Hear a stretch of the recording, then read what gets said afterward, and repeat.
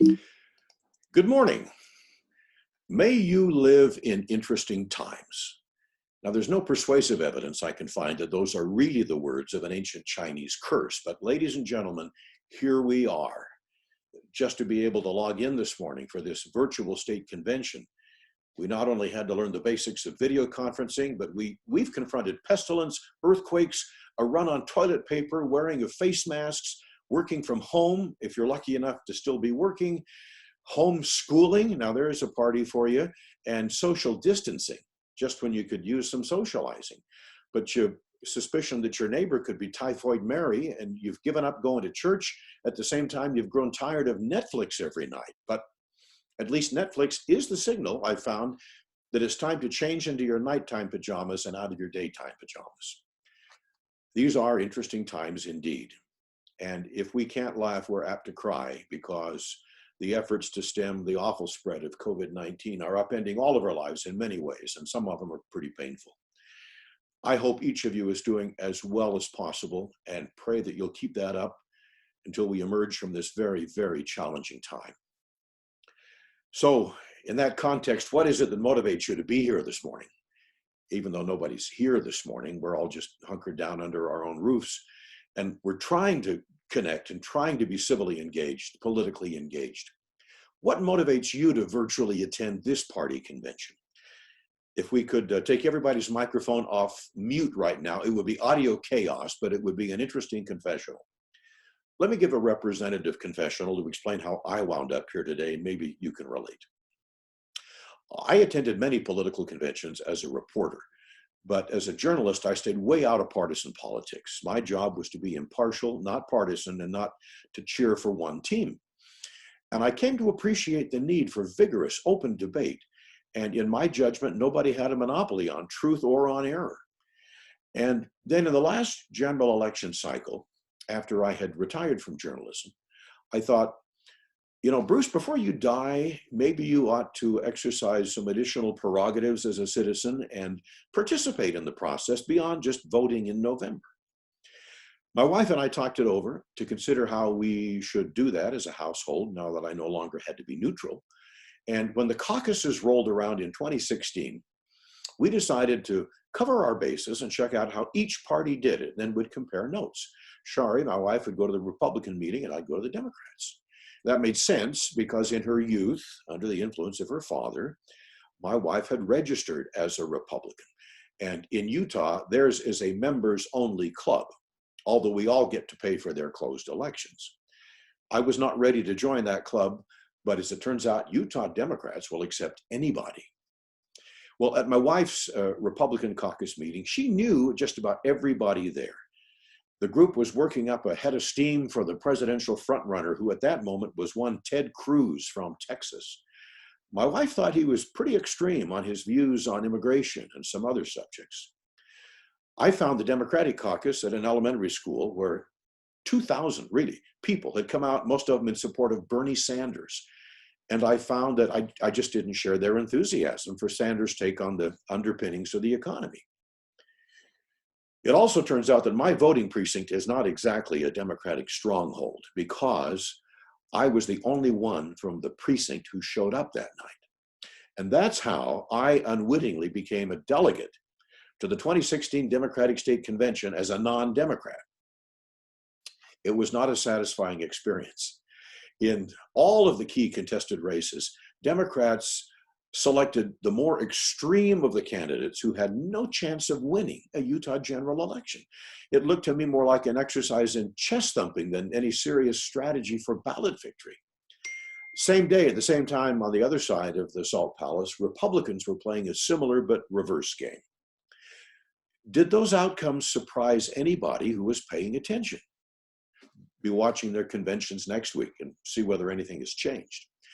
So that's my partial confession as to why I'm here today. Neither of the two larger parties has felt like a good fit for me. They just didn't feel like home. My takeaway was that both major parties in Utah had become captives of extreme viewpoints and litmus tests. I believe the major parties in Utah in recent years more and more too often have shown themselves more interested in making points for their team rather than making sense. And that's a problem. especially in a political system that is structured to favor two parties. And popular wisdom will dismiss third-party potential. But remember, we live in interesting times. Most third parties push agendas from the far right or the far left fringe. Our United Utah Party, unlike all those others in Utah, is firmly anchored in the mainstream, where most Utahns are when they make the effort to think about it and move past their inherited tribal label. The United Utah Party is not urging on positions that are out there. In today's fractured and polarized political atmosphere, the United Utah Party is inviting people to come home, to come back, to fundamental values that they share and that their old parties have left. So, full disclosure, I think of myself as a political moderate. I'm proud to say I'm a moderate. But there is a risk for me and for you if we run around just saying, hey, you should check out the United Utah Party because we are just so moderate. I asked this computer's thesaurus for synonyms for moderate.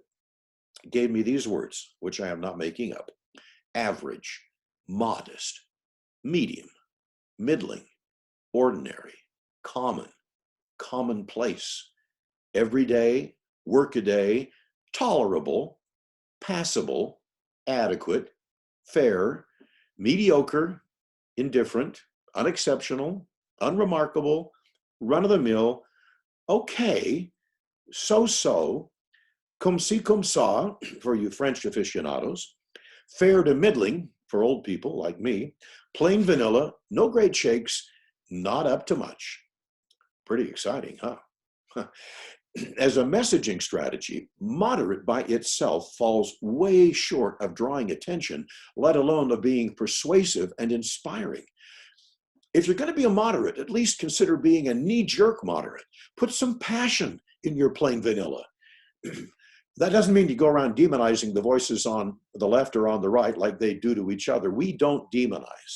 We are committed to constructive civil dialogue because that is where we believe solutions come from for our most pressing problems. But let me suggest that we have to give clear voice, even clearer voice, to what we are for, and not just say that we are against the extremes.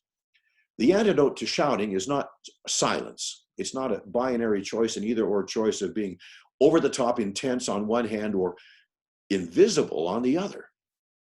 A lot better choice is to speak up forcefully, passionately, about the big changes in government we are committed to achieve, like term limits.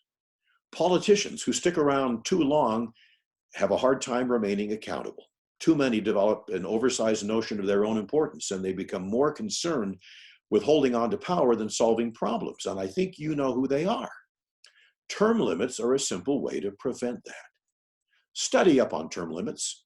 Get familiar with the arguments and the data that support them. Learn the counter arguments too, so you can rebut them. Be passionate about term limits. Speak up. We've got a good argument. Now, Utah's got some of the loosest, goosiest campaign finance laws in the country. Get passionate about the goal of campaign finance limits so candidates and office holders are held accountable for where they get their money and the influence it may buy.